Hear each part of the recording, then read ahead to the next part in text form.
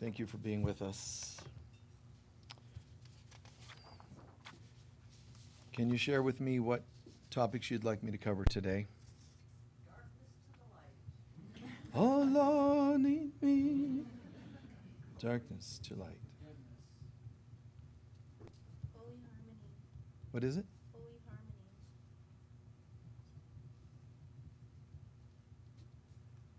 Trusting. Okay. Thank you. That's good. Thank you. Appreciate it.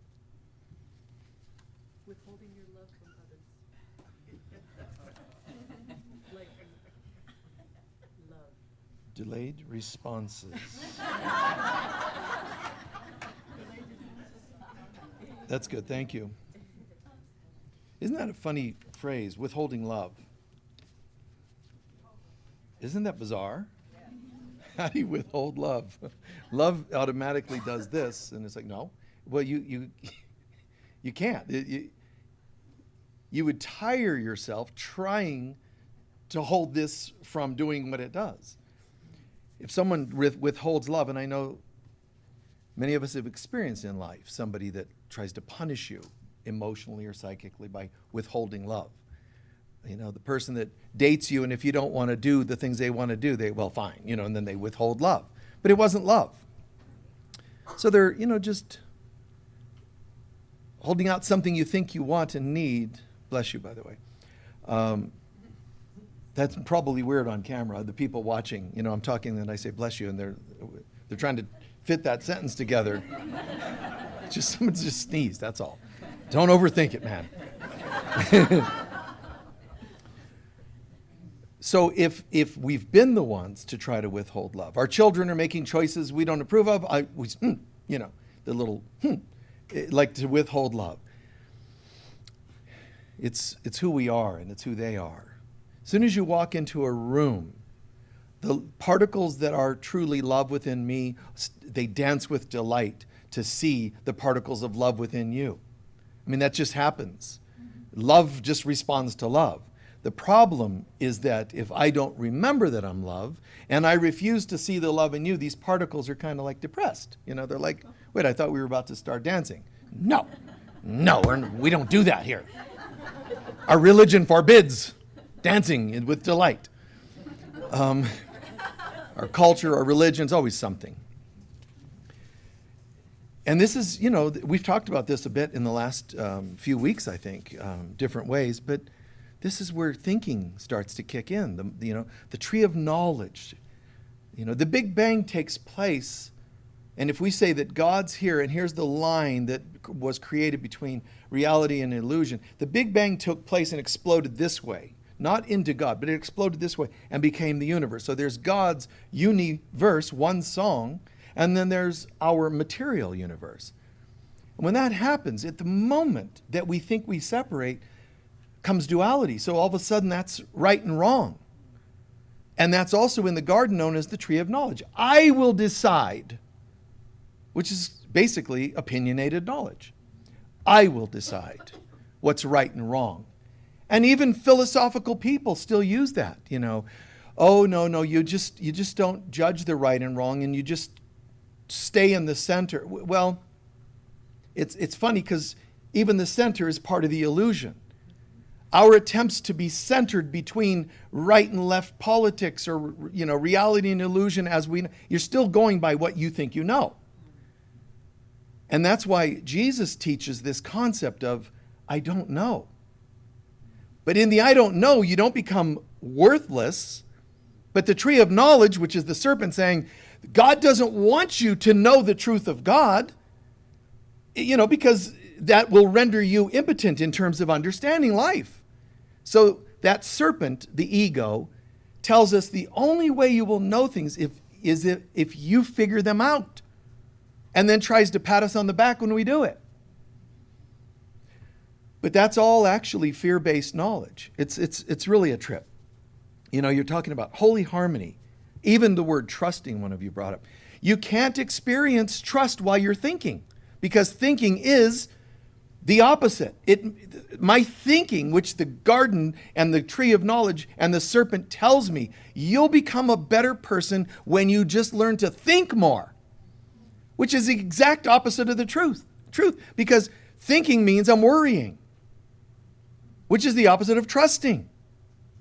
And knowing. There's this, like we think we gain knowledge by thinking. I'm so proud of myself. I took myself to schools of thinking, and we all sat around and thought. And we just thought and thought. And that's how I grew, because of my thinking. See, that's me, the ego. But it's by my thinking that I grew. But not always my thinking. Sometimes I read about the thinking of others. So we're all just sitting around getting thunk, you know. But true knowledge, would you like another think? Let's get thunk. Anyway, true knowledge isn't gained by thinking. It's by allowing knowing, not knowledge, the knowing of God to arise in you, and then you'll know anything you need to know in any given moment. A musician might sing and play notes that they've written down or thought about, and it's prepared. But the inspiration is usually not from thinking, linear thinking. And people can write songs from linear thinking. You can make yourself write a poem by making words rhyme. But it doesn't actually carry the same frequency. You can go out to the middle of the desert, and you can build a pyramidal structure and say, pyramids have energy, so now this is a sacred site. Well, not if you just intellectually went and stuck a pyramid on earth, on ground. That's now a sacred site. There has to be love brought. There has to be presence. Whose presence? Well, me and a few friends, I'll get them together. No, it's God first. One person can anchor more God than 1,000 or 10,000 at a ball game. Well, how come that's not a sacred site? 2 or more gathered? No, in the name, the intention of God and Christ. That thought, that divine thought, not thinking, divine thought has to be brought into it. When the forefathers of the United States were putting together Washington, D.C., it was one of the 7 major vortexes of the planet, if you didn't know that. Washington, D.C., they knew it, they sensed it, they knew how to work with that stuff. The Knights Templars and all these guys. So they're like, this is a sacred site, let's build it. Which, by the way, since then, that vortex has sprouted legs, gotten up, and left.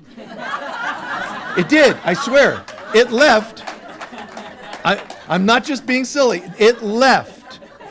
Vortexes usually don't leave. It takes a lot to make a vortex go, I'm going to withhold love. No. I'm out of here. And it just, and it went somewhere else nearby. It went to Virginia Beach, in case you want to know. It's true. It's true that the vortex went to Virginia Beach, which is an amazing kind of a energetic place. But it moved a short distance away to Virginia Beach, which is why Edgar Cayce and a lot of Christian centers moved their headquarters there. Not because they knew it was a center, but they knew something unique was there, and so they subconsciously felt that, so they all went. That's another story. Anyway, this true knowing is different from knowledge. Knowledge is worry-based. Knowledge is like, I better know that. I need to know that. I need to know what to, in case, right? This is something you should know. People live in ignorance. They need to know these things. Then why is ignorance bliss?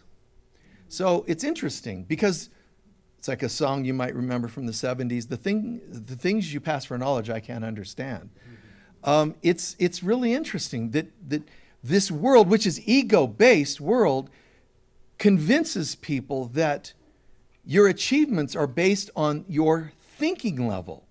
How your prowess of thinking, how much you have memorized, determines your score on an IQ test, right? And so, wow, look at me, I know all this information. And yet, Buddha, Jesus, and other great masters and mystics have said, the things I teach, the things I know, didn't come from books. So where's it coming from? Now, it's because it rises within the person, that the subject, the person who's choosing to let it. But it's God that rises in and shines outward. So I know what I need to know. But even if you're not the person that's rising up, this is really magical.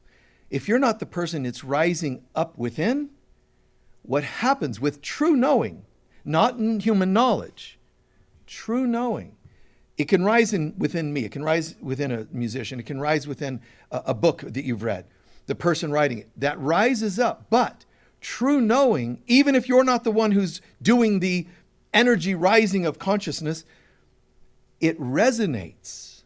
When you sit, it's now yours. That's when you know true knowing.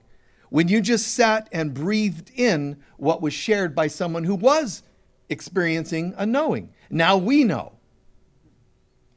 That's one reason why I ask you at the end of services, what did you gain today? It makes you become ownership of that. It makes you own that.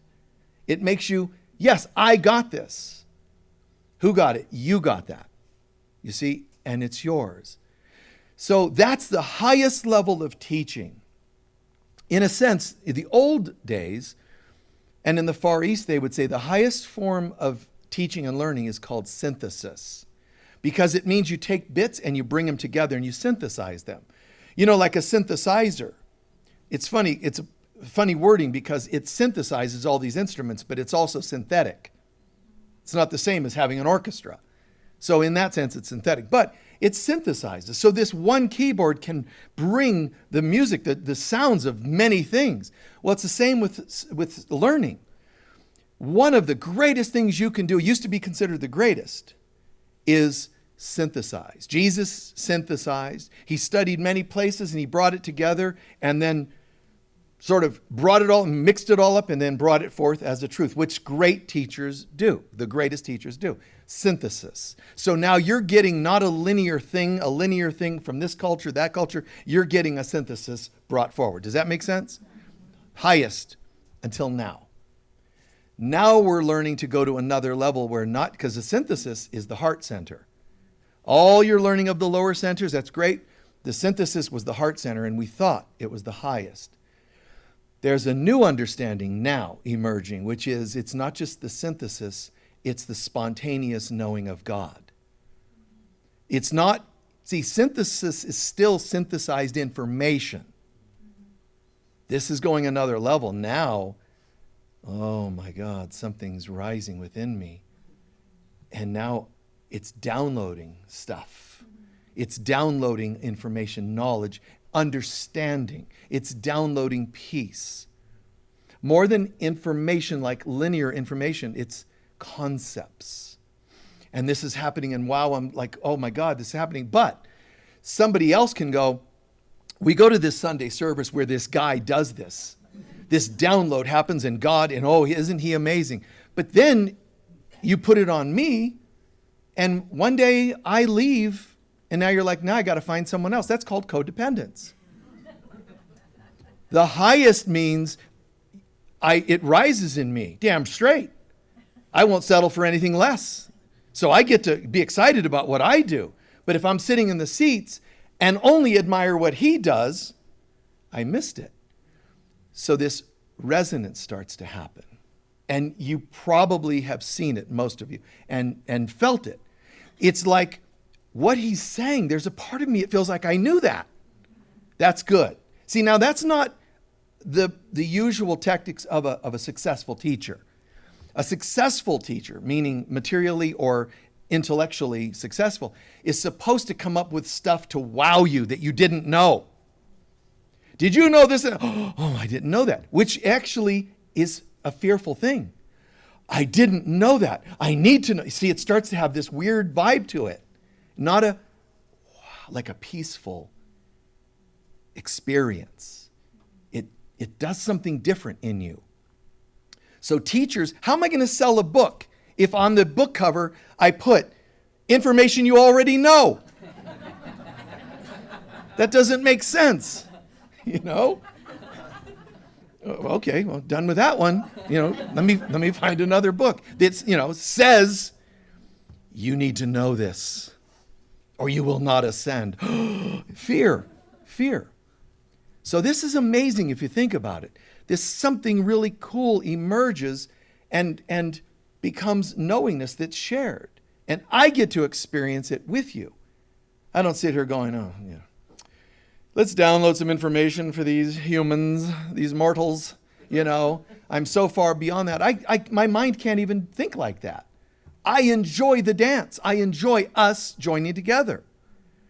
I don't have to ask you for topics to cover. I really don't. I could just download what I know on some level you want to hear. And that would be even more impressive. How did he know that I wanted to hear that? But then you're not going to know if it really was that magical or not. I don't know how he knew. I've had people go, that guy's weird. I've had people send in fearful complaints like, this guy, he must be some sort of sorcerer. He knows what we're thinking. And there's times when I've been dumb enough to think I probably shouldn't do that anymore if it scares people. And then I'm like, you know what? At my age, who cares?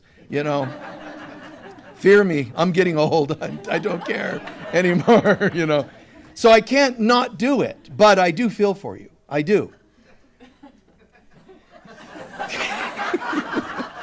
Stop. I do get where you're coming from, and it's fear. So why would I want us to come to fear? All I can be is myself, and this is what happens. But I'm aware that this download, this emergence of God's presence becomes knowing. And some of us have emergence of God's presence. We think it may or may not be God's, but it's something we think it's God because something unusual, like information I didn't know and all this, which could be Kundalini, it could be information downloading, could be from spirit, could be past lives, whatever it is. But it sometimes doesn't feel cohesive or peaceful. And you're allowed to say, only if it's peaceful.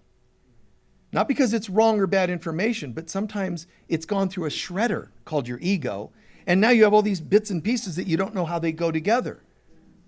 So it's okay. There's nothing wrong with you saying, you know what? This is not peaceful. So God, however this came about, I own it and I forgive myself for owning an inner shredder. Let me start hearing oneness and information that connects. You have the right to ask for that. Don't forget that if it starts emerging as information that does connect, give thanks. For each time it starts to come through more clean, more pure. Because then purity is now owned by you. All right? So we have this tendency, again, knowledge. It's like there's a part of me that we don't realize it, but knowledge is based on worry. The tree of knowledge is the tree of judgment. So I have to have judgments inside that make me start to worry. But the worry is coming from something else called doubt. Behind worry is doubt.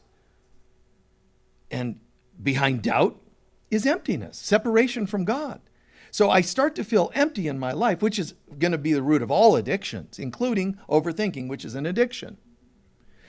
So I tend to be, why is this happening? Oh, I tend to overthink, and you label it ADHD and blah, blah, blah, and BAD, whatever little acronyms you use. I've got this overthinking tendency. You know what? That's okay. No, but it doesn't go away. I'm even thinking about what I'm thinking about.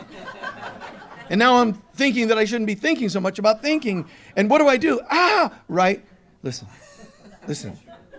Another acronym. CBD. No. THC. Okay. So instead, wait. This is amazing. I get it. This thinking, it's coming from a sort of an unholy trifecta within me. Worrying. Oh my God. Oh, wait, but worrying is coming from doubting. Why would you worry if you had no doubt? The knowing of God. Worry, so doubt. Doubt is also overthinking. Worry is also overthinking, but worry, it's coming from doubt. Doubt because I feel disconnected and empty. So what you're doing, technically, all thinking, which is worry and doubt, all this thinking is fear-based. But what am I fearing? That I'm separate from God. But I'm really not. So once you own that it's you that's overthinking, you can also then change it because you have the power. Once you own an issue, you have the power to change an issue. Deny it, and you don't have any power over it.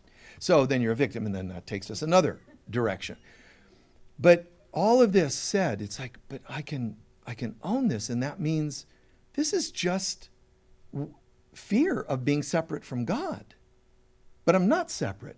So that means all of my worrying is founded upon something that isn't even so. That automatically gives me permission. It doesn't mean instantaneously I am now the embodiment of inner peace. But it gives me permission to sit back and go, oh. And then, an hour later, here it comes again, manic monkey mind. Have you thought about, you should worry, turn on that station. Oh, but that station makes me fear. Oh, but you need to know these things because any day now, and this could happen to that guy. And here it goes. You just go, shut up. Just like chill, baby. You're allowed to say that to yourself or laugh at yourself. Wow. Wow.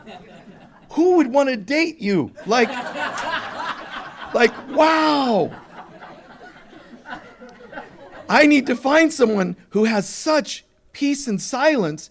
We'll be a good complement to each other.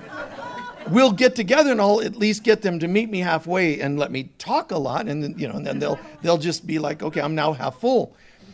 It's not going to work. Just laugh at yourself a little bit. What are you doing? And remember, calm it down and say, wow, you're so afraid. What's wrong, honey? What's wrong, sweetheart? Well, but it's not true. But we need to think about what? And the tree of knowledge is worthless. But I know. And while I'm in this world, I will have to deal with some of those things. I probably should have knowledge like how to change a tire. Okay, I'll give you that. I'll give you that. There's a few things that soothe. Pet it. Soothe, if you need to put eyes and have this conversation, and then just, it's okay. You need to know how your address is good, how to change a tire, and the value of mass quantities of butter in anything you eat. There's only a few things you need to know. Really? Yes. Oh. I've got a friend. So that's nice. But I have an idea. What's that? If there's anything I actually have to worry about, why don't we give God permission to let us know? Give God permission to let us know. Oh, so you're still allowed, am I still allowed to worry? Yeah, but only on an as-needed basis, which of course ultimately is never. But for now, you have to tell it, yes, you can worry once in a while, because it doesn't want to be totally disallowed. So you give it that. And some days you leave the house and you're not sure if you shut off the stove. That's reasonable, so maybe go home and check. But if it happens 365 days a year that you leave the house and not sure if you left the stove on, you know what? Just don't go home and check. Just go to work. Don't be late. Don't get fired. Go home. And if the house has burned down, oh well. Because I'd rather it burn down once than me burn down 365 days of the year. You see? Worrying means you're dying every day. And it doesn't mean I'm saying disallow, and you got to allow a little, or the ego will overly flare up, saying, what are you up to? This non-worrying thing you're into. Some new cult, or what are you doing? Are you trying to disallow my presence? So you have to go, no, I'll allow you to worry once in a while. Oh, okay. But of course, you and I know what we're really saying is as needed basis. So words like, trust. I can't trust and worry at the same time. So the opposite is faith instead of worry. You see what I'm saying? Faith instead of worry. You've got, hidden behind that worry is doubt and then emptiness. But instead, I'm going to go with faith and knowing, not knowledge, knowing the knowing of God. And then all of a sudden I start to realize I'm one.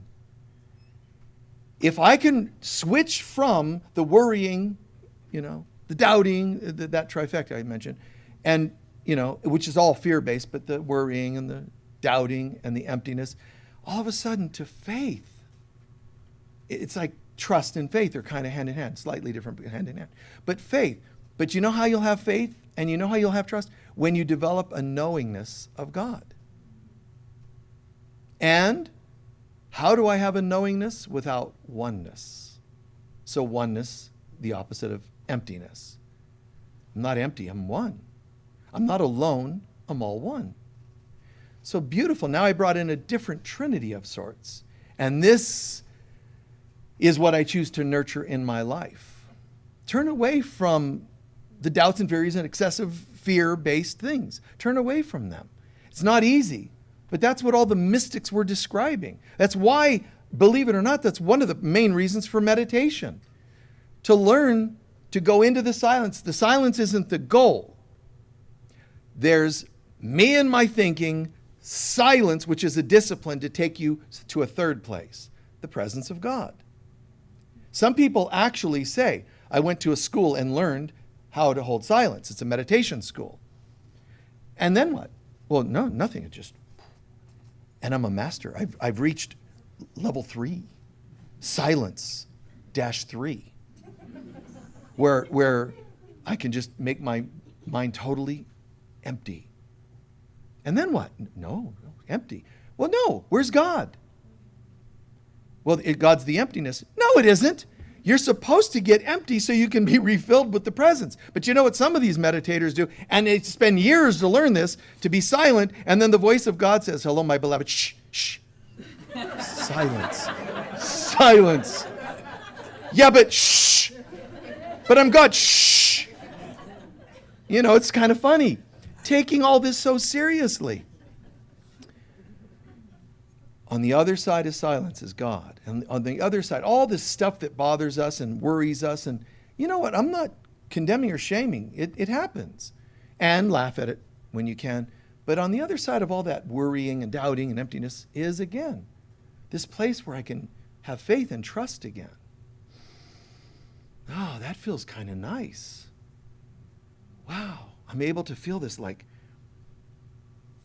spaciousness. And in that spaciousness, I trust, comes knowing, a different knowledge from this one, that information in, and it emerges from within. As needed, what I need to know at any moment, to counsel from an intuitive place, to do intuitive readings, to parent from an intuitive place, and so on. It rises and rises within me.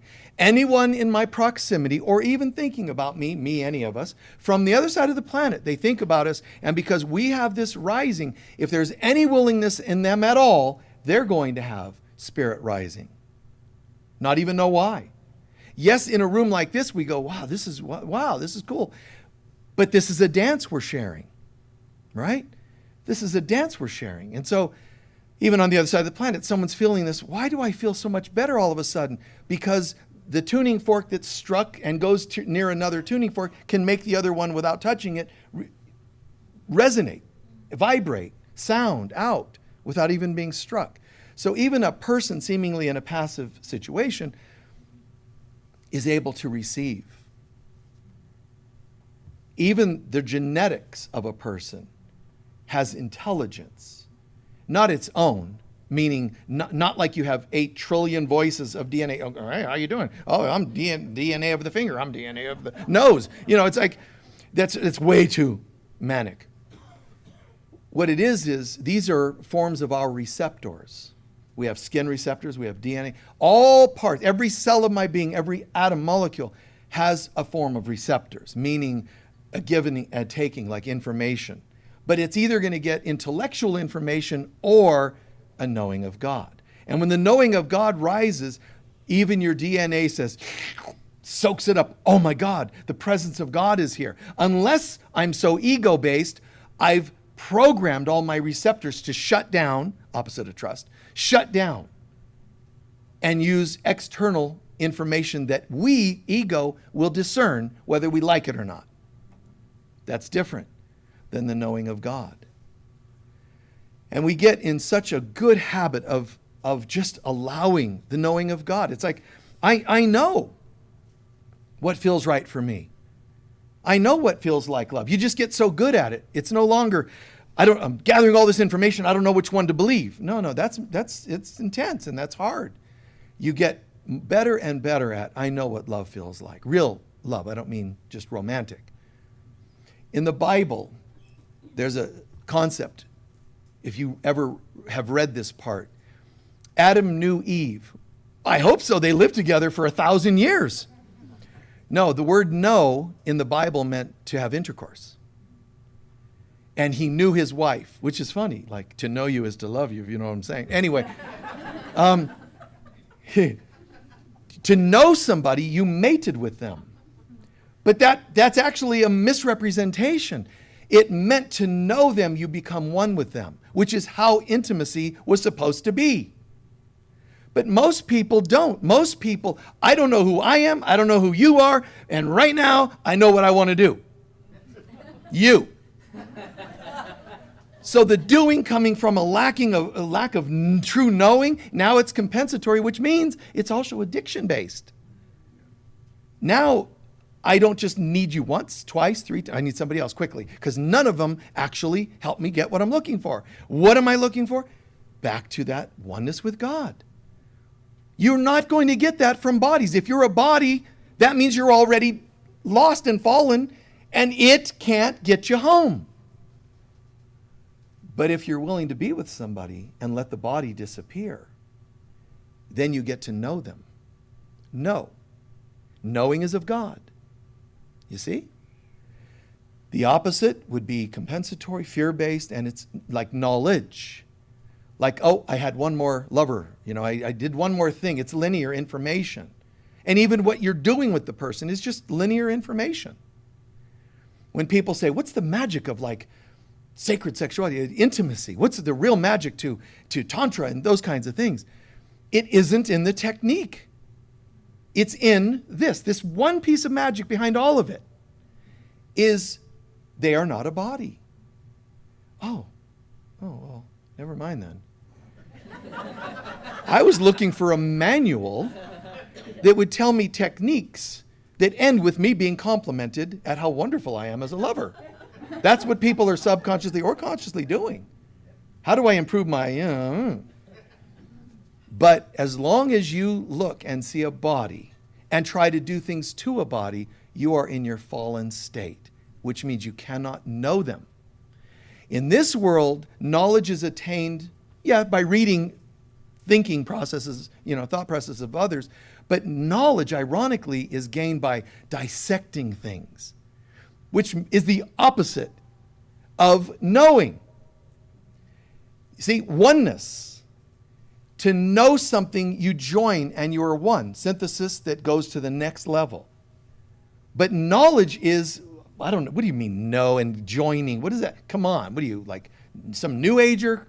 No. Knowledge comes from empirical science, dissecting things. So originally, and I don't mean the ones that misuse the skill, but the original concept of shaman mind means one mind. So the shaman holds a plant and asks the plant what it is. The plant downloads. Why? Because we're one. If I think the plant is separate from me downloading, I might get information, but it's limited because we're two. When you realize there is no such thing, you are, I am. And now I start to feel and know all the properties. Now how many times have you gone to a pharmacy where the chemist is like, hold on. Okay, 3 of these will, No, it doesn't work that way because everything's dissected. You're dissected. Your organs, each of them is separate in Western medicine traditions. Your systems are all separated.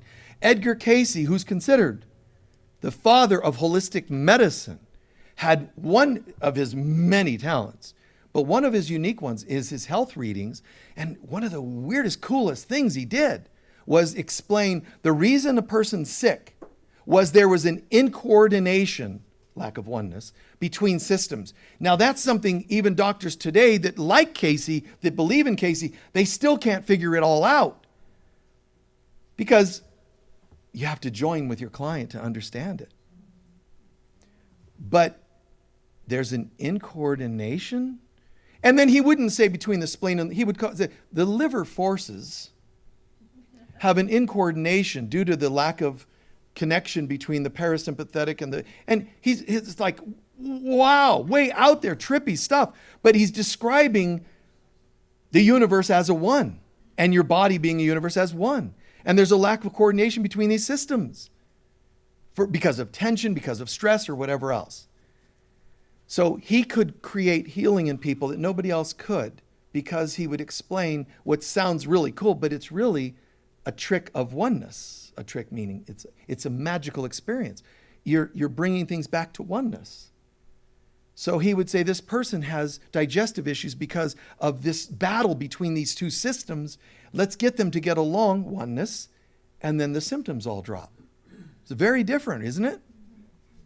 So, in a sense, another layer of what we're going to talk about today, and I want to address one of them you asked about, darkness to light. And harmony, I like that one in this context too, but picture this. So I often use the chakras as a metaphor of what we're talking about. Why? Because that brings you also within you. If I talked about some other dimension, hey, welcome. Let me tell you about the 89th and a half dimension. Here, beings, do this and they float and, whatever. And you're like, wow, that's a trip. How does that help you in any way? I mean, it does, how does that put butter in your refrigerator? How does that bring the important things into activity? It doesn't.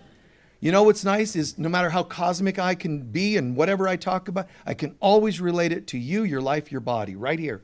Honestly, the metaphor right here. The kingdom of heaven is within you.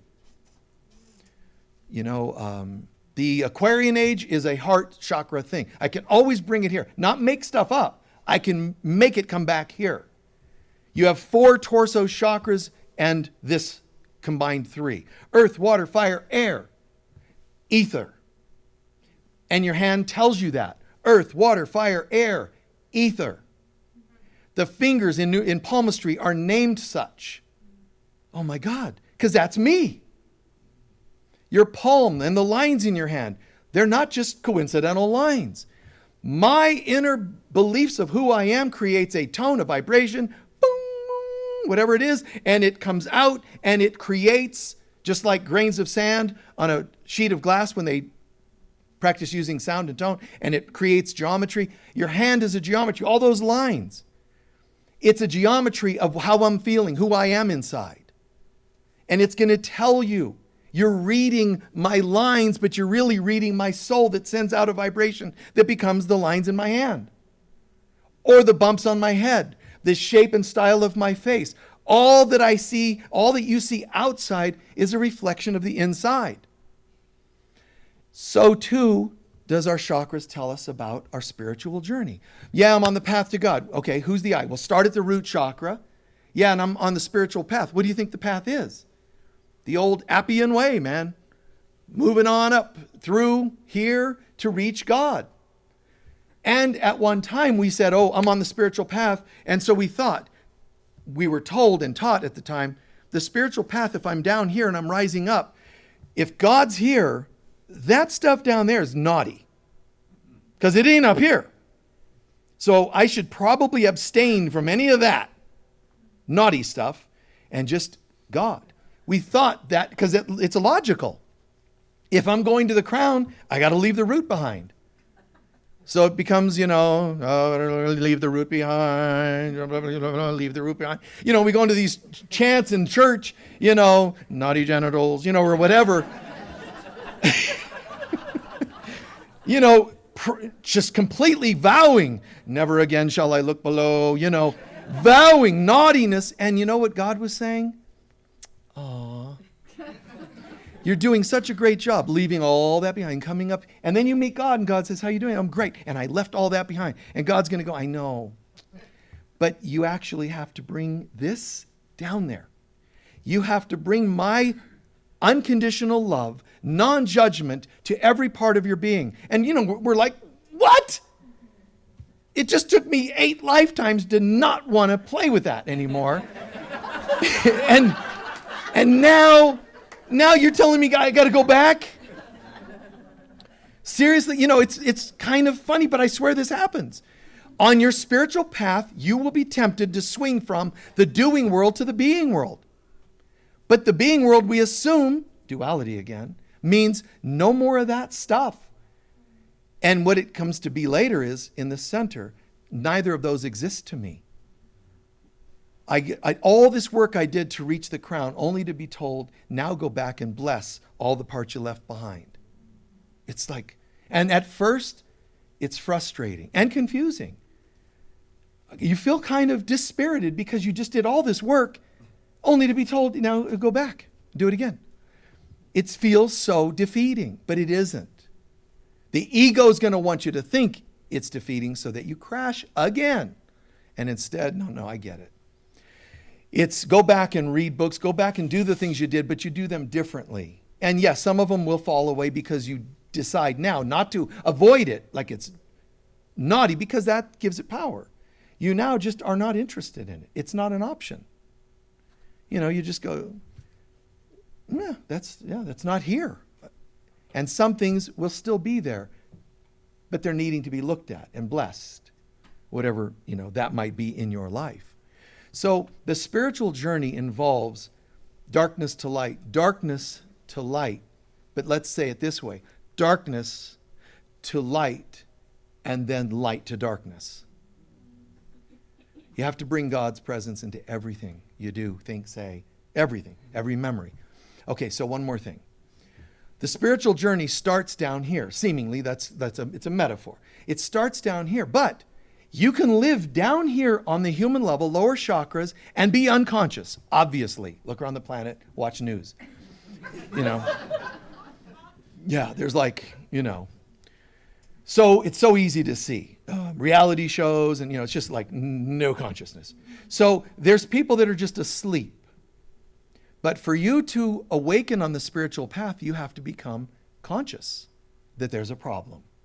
Conscious that you've been living asleep. Conscious that you've done things that don't feel right for you. Conscious that you've bargained your body at times. Conscious, well, I don't like that idea because it sounds negative. You have to show up before you can embark on the spiritual path. So there's little angels down here watching, do you have your ticket? What do you mean? Your ticket would be, are you consciously stepping onto the spiritual path? Are you consciously choosing this? Yes, I am. Nice.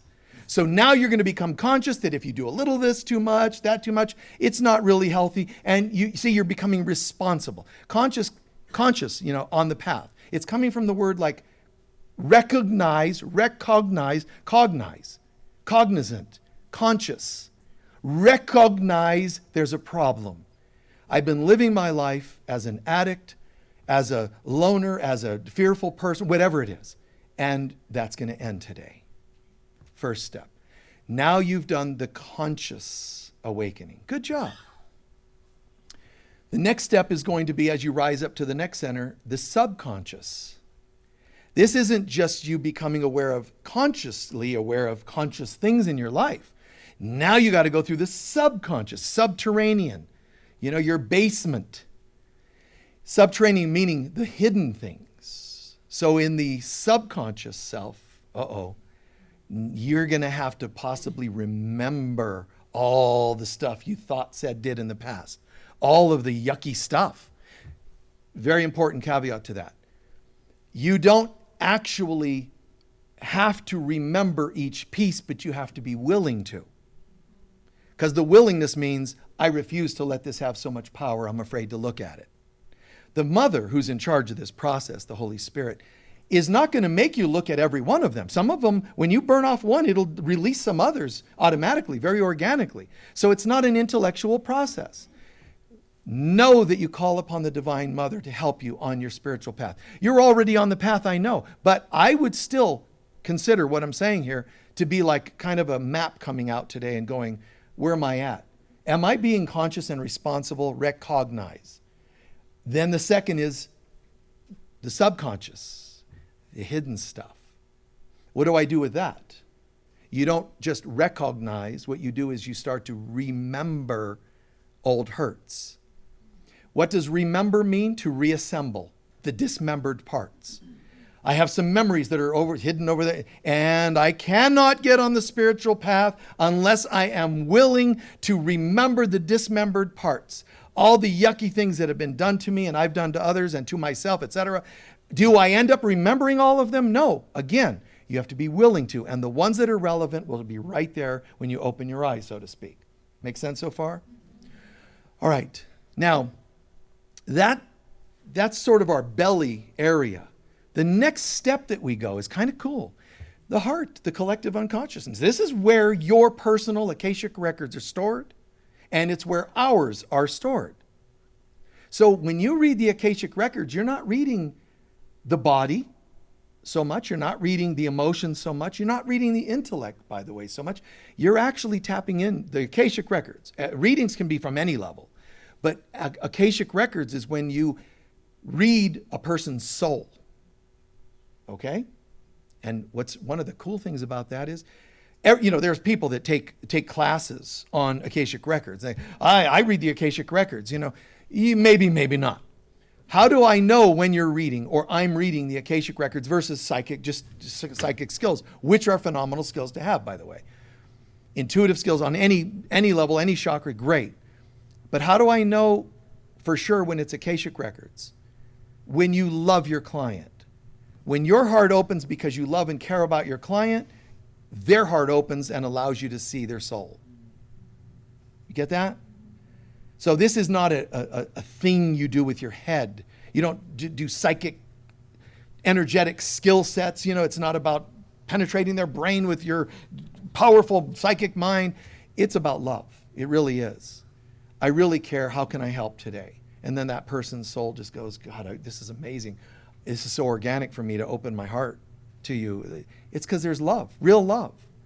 There's manipulations that people do to get each other to open up, but there's a darkness and a coldness to it that you will not find when it's real, something beautiful here. So your collective unconscious self is here. It's unconscious, meaning it's a record, but yet you're unconscious of it. And yet it's bleeding out into every part of your life. Every part of your life. Remember I said the soul appears on the body out here, right? Tectonic plates collide and they become mountains. When something collides in me, it becomes manifested. It's a freckle, it's a bump, it's an illness, it's a whatever. But things from the inside will come out. So the collective unconscious is here. And this is soul level healing. That we're moving from darkness to light if you can't see that progression, and it's all about forgiveness. The heart chakra is the primary center of forgiveness. So when you forgive, you're actually opening your heart center. When you fall in love, you think you're opening your heart. That's not what the heart center is. That's not true. That's lower chakras. Falling should tell you something. Okay?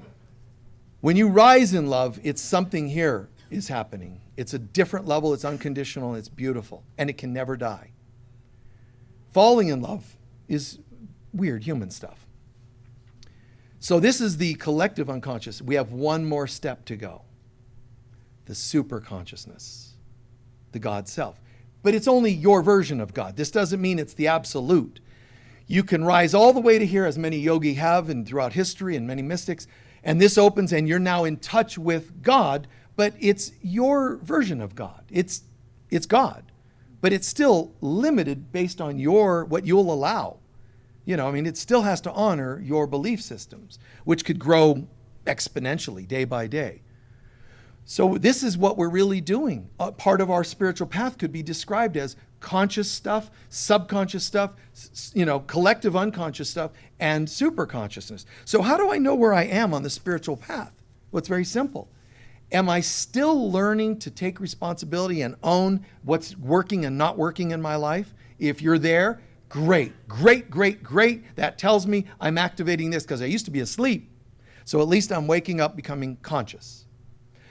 Or I might say, yeah, I'm still doing that, but I'm also noticing, oh, Lordy, all kinds of bizarre memories from the past. And, I'm doing inner child work with a counselor and I'm seeing a therapist. That's telling us that we're working on the subconsciousness, which is sort of the second and to a degree the third chakra.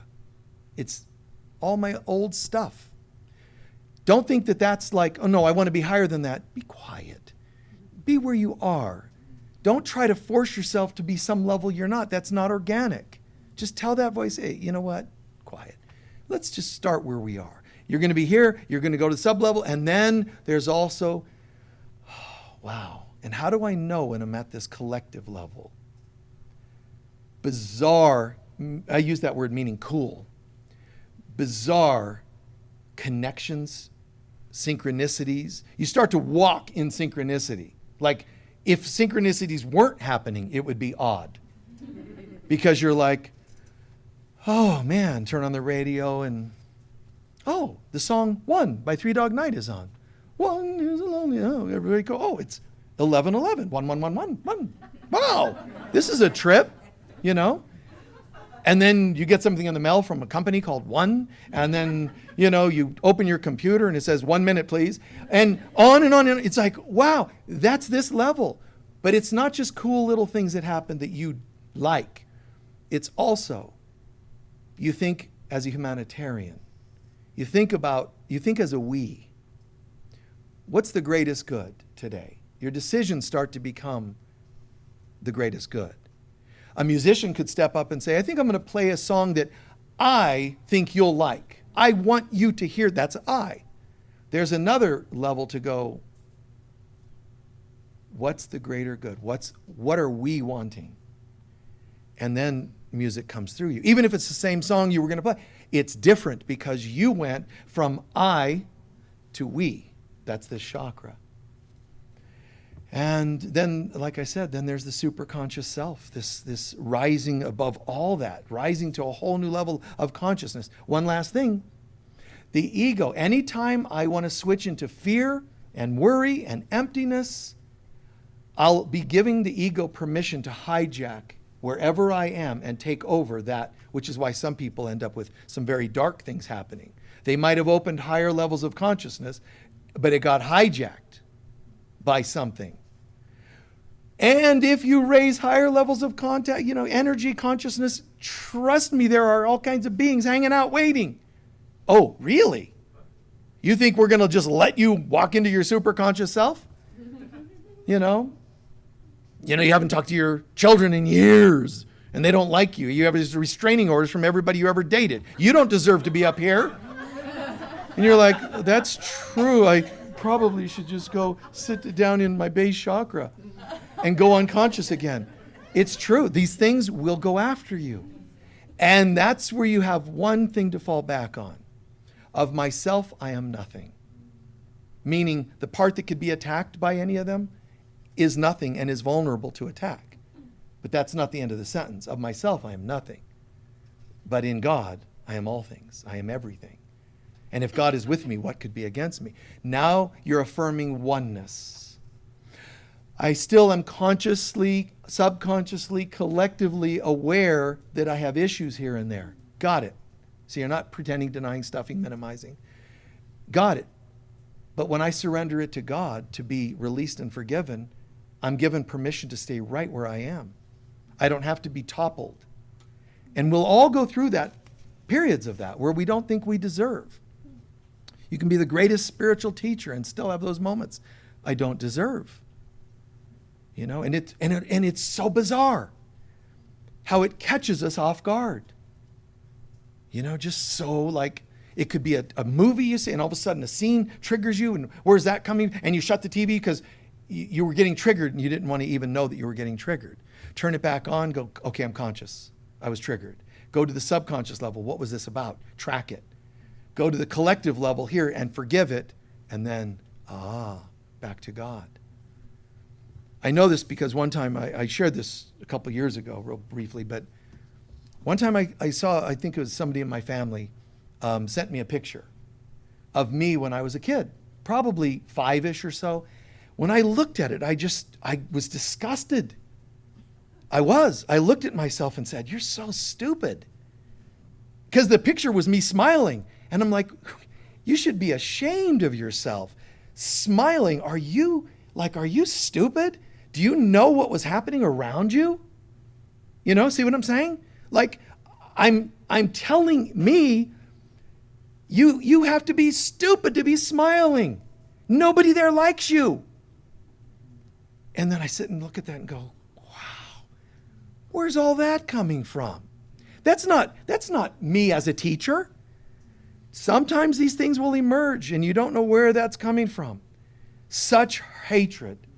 But that's years of stuff held. And when it comes out, it's going to say, boo. It's not going to go, hello, beloved, could we emerge a little? No.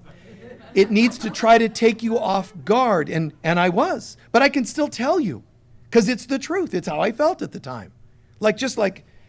Such repulsion looking at a picture of a little boy. Rather than, wow, look at sweetness or innocence. No. It was all this, and it was partly all of my spiritual and psychological know-how that actually made me pummel the kid.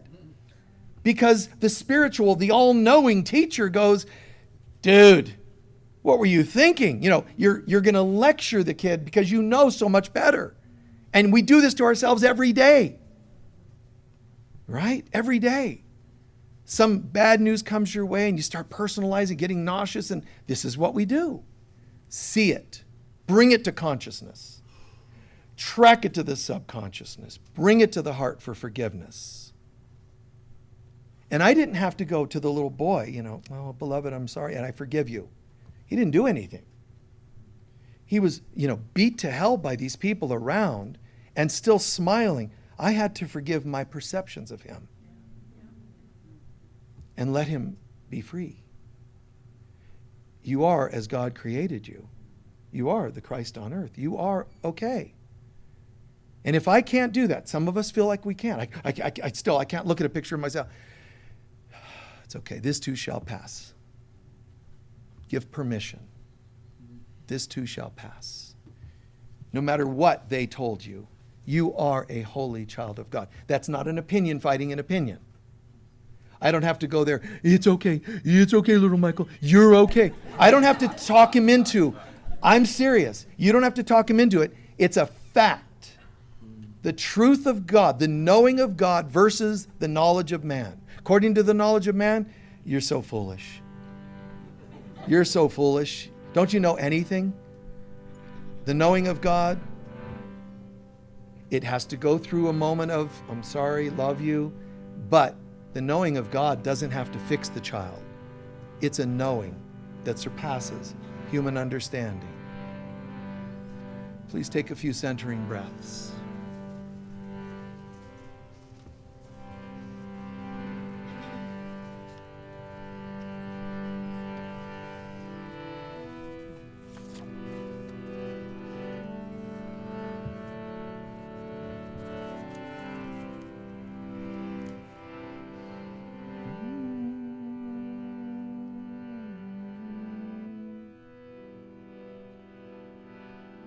Just let the drone sound take you into your human self.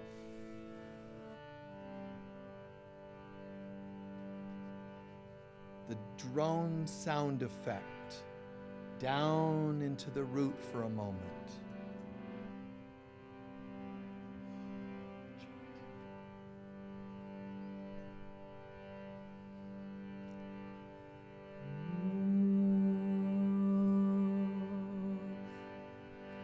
Listen to the sound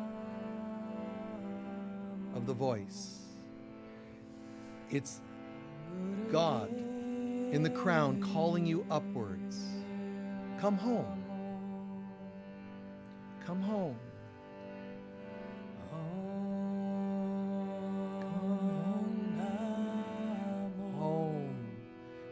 And it calls you upward from the conscious, the root area. Go from unconscious to conscious. I am here. I am here.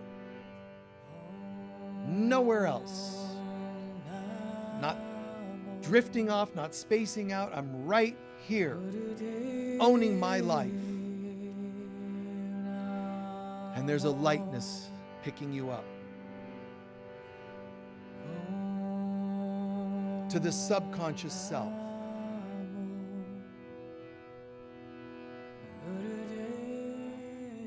All those memories. Just let the elevator doors open and look on what's on the second floor, the subconscious. Don't go out and engage with them. Don't get caught up in them. Just stand and see what's on the second floor. Unhealed wounds, feelings, memories. What's there? Things you may not have expected, things you may not have wanted to remember.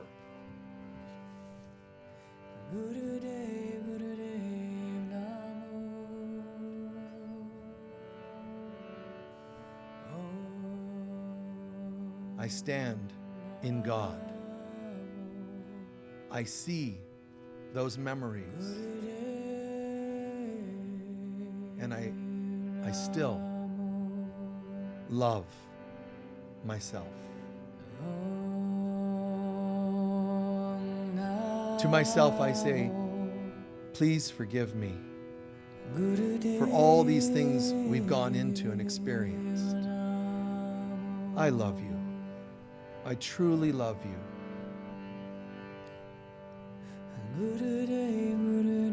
So sorry for all of that. Let's rise together. Come with me. Feel the fear and do it anyway. And thank you. And you are showing up more and more in that elevator now, and you rise to the heart center.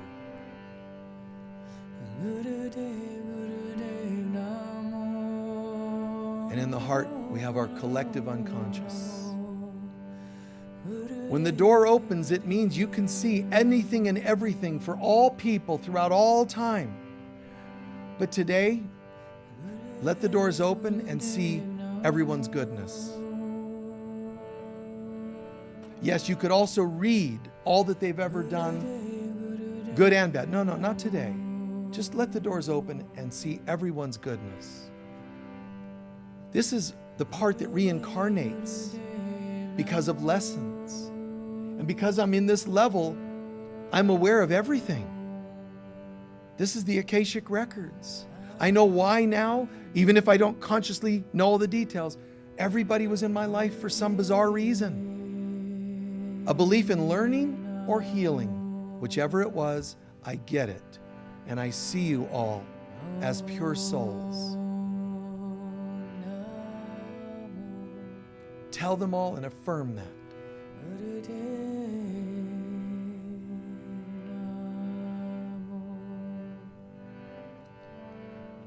And the last step isn't us going up to the next floor, the upper three chakras. The next step is always God reaches down when we've really come to our heart with such purity and innocence. No more overthinking, no more worrying, no more fear controlling our lives, and God lifts us the rest of the way. So imagine the elevator on its own, the doors close. Magically, you're drawn up to the next level, the superconscious self. The doors open and you're seeing the kingdom of God. Pure light, radiance, peace, and joy. Breathe it in, soak it in. Breathe that light, the golden color, breathe it in until your cup runneth over, your whole body becomes electrified with light.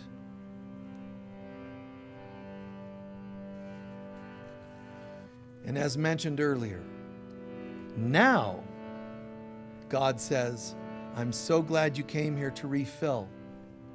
Now I need you to take this light and go back into the world and bring it to others.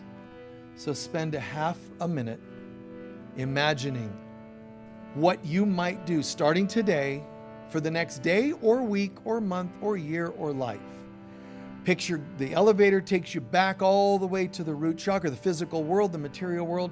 And when those doors open, just imagine what kinds of things you would bring to the people in your life. Strangers, acquaintances, friends, family members. Just see yourself doing light work. And all I ask is to serve you. This is my humble prayer. All I ask is to serve you. This is my humble prayer, now and forever.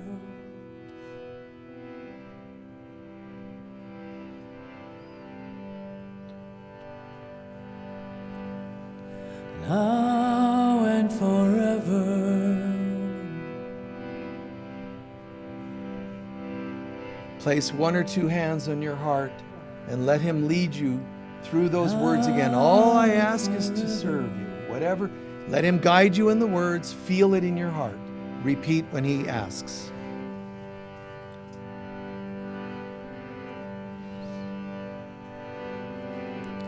All I ask is to serve you. Everyone. All I ask is to serve you. A few times, please. All I ask is to serve you. All I ask is to serve you. My humble prayer. This is my humble prayer. All I ask is to serve you. This is my humble prayer. One more time. All I ask is to serve you. This is my humble prayer. And then hear the voice of God speak into your heart saying, my beloved, and so it is.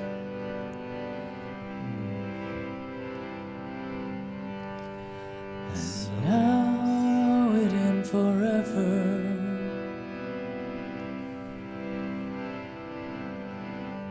Slowly begin to stretch out. Now and forever.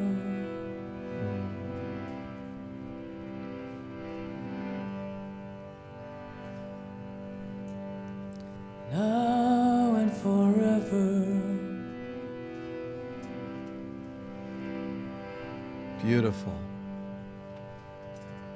Reintegrate into the cells and systems of your body and bring that light there.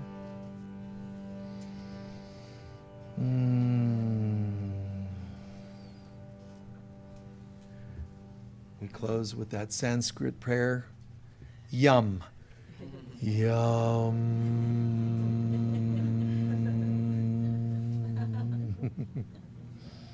Thank you.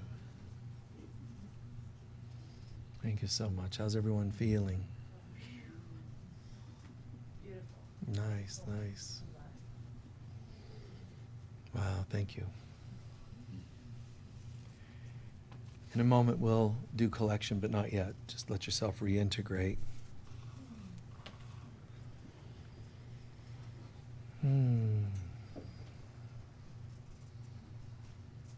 What did you learn or hear today that made the most sense to you or could be the most helpful to you? I'm fearing that I'm separate from God, but Fe- you're not. yeah. So that means all my worry is founded. My words were on sand. Yeah. We all this stuff is based on separation, fears of separation, but we're not. All of those worries and everything are built on quicksand. Yeah. Anyone else? Yes. My 8-year-old self is pure love. Your 8-year-old self is pure love. And your 28, your 30, my soul is pure love. But I've got this human self that I made up. I contrived. It's not me, and yet the world supports that this is all. What you can see and touch is the only thing that's real. And that, the more you can see it, touch it, that knowledge tells you is actually not real. The more you can establish it, the less it's real. Because everything's backwards here. Yes? Don't worry, be happy. Don't worry, be happy. Yes. Anyone else? Yes? From I to we in all things. Yeah, from I to we. Watch your inner dialogue at how often you not only speak I and me, but think I and me. You know, watch for that inner narcissist. The I, and it's so self-centered in the ego sense, as opposed to self-aware. That's beautiful. Yes? Just that overthinking mind, and then the sock puppet. Like, I swear, I think if we should create a sock puppet with the Global Center for Christ Consciousness Right. logo. Because there's a whole visual for me. Beautiful. Yeah, it's beautiful. So somewhere on this planet, there's going to be people after this service, whether they live in other countries or here, they're going to be going out somewhere and having your little espresso and juices that you guys do, you know, and you'll be sitting there going, oh man, I went to this amazing center. What did you learn on the cosmic? And someone's going to go, well, there was this sock puppet thing that, you know, that's what I got out of it, you know, and they will not understand. No, I'm joking. Yeah, that was a trip, wasn't it? All that coming through? Yes. As we look at ourselves and the different chakras and different beliefs that we have, being mindful of the perceptions that we have of ourselves and bringing God into that place that can still be so sore sometimes. Yeah. How interesting it is when we sometimes can still find those sore places, you know, inside. But bring it to God. Bring it, don't fight it. Don't minimize it. Don't hide it. Just bring it to God. Bring everything to the light. Yes. We're healing the collective akasha. Yeah, we're healing the collective consciousness, the akasha. And what's the key word there? Forgiveness. Right? Wake up, track your stuff, and then forgive it. That seems so simple. And then God will take you the rest of the way. Yes. Forgiveness again. I was praying here and now about something going on with my son-in-law, and my phone started vibrating, and it was him. Oh, that happens so often. We're in this room, you're thinking there's some issues with son-in-law and so on, and if he's watching, just letting you know what she's thinking of you. And then he calls you during the service. Isn't that amazing? God bless you. Well, it really shows your commitment to healing and whatever. And no matter what he says or does, you view from the elevator love to them all. Who else? Yes? Not only bringing darkness to light, but bringing the light back from Yes, that's a tricky one, huh, that we added. It's not just bringing all the darkness into the light. You got to bring it back home. That's why the microcosmic orbit in the yoga traditions is up and back down. The original teachings were always about the up, the back, down, the front. We think because of the cool posters in all the New Age shops, it's all about up, up, up, up, up, bing, and then your bliss bunny, That all that is a carnival game. Boom, bing. Somebody saw that in a carnival game and thought it would be cool to put to a chakra chart. It's all about just blasting out your crown. Which, by the way, if it happens and you, and you're, that's great. I'm just warning you ahead of time. When you're done blissing out, God's going to go, and, because you got to bring it back. All the cosmic, if you can't bring it to your relationships, your day-to-day life, it's just cosmic. That's nice. Good. Enjoy the cosmos, but you got to come back. How are you? Feeling good? Would you allow a little healing? Would you mind? Good. Mommy, do you mind moving over a couple seats and sitting behind her?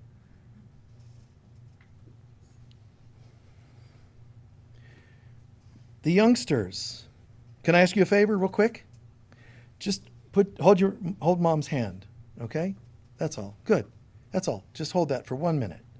Mom, your other hand on her back, between her shoulder blades. Good. The gal receiving healing. Can you hear me and hear something in your mind? Okay? Close your eyes.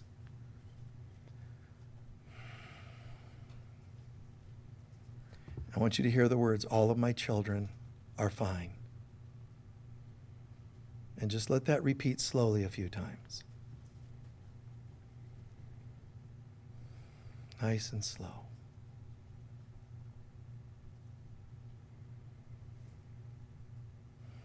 Soak that in. Those kids are bringing you something, the one sitting behind you and the mom. Let that bring a beautiful healing to you.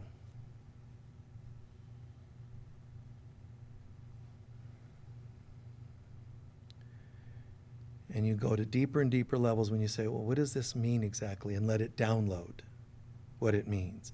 Emotionally, physically, biologically, genetically, etc. Just whatever it's to mean. All of my children are fine.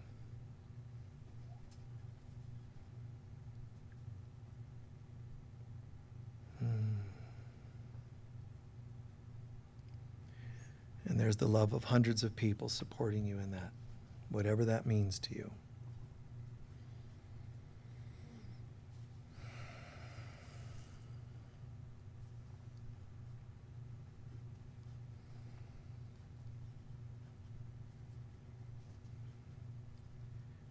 Thank you, thank you, thank you.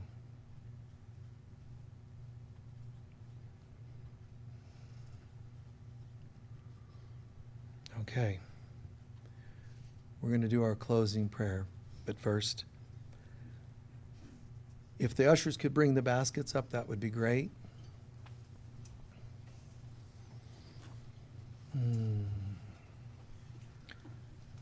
Those words are still in my mind. All I ask is to serve you. Yeah, isn't that great? Your love offerings go in the purple baskets, or the bags, the purple bags. Any extra donations you can share go in the baskets. Those are what we use for people of lesser means or special projects. As of this week, we found we're going to have to redo our roof, which is, I think, $8.5 million, I think it was. It's a lot. So your extra donations, and some of you who ask every so often if we have a large need that you'd like to help, you can help. That'd be great. And this is, the tile roof. The good news is the tiles don't have to all be replaced, or else it would be many, many tens of thousands, but it'll be, expensive anyway, 10, 20 grand or something. So any help you could extend would be most appreciated. And or any little donations in the basket, we will probably for the next week or two accumulate that for that particular project, okay? So hold your love offering to your heart with full intention. Together, please.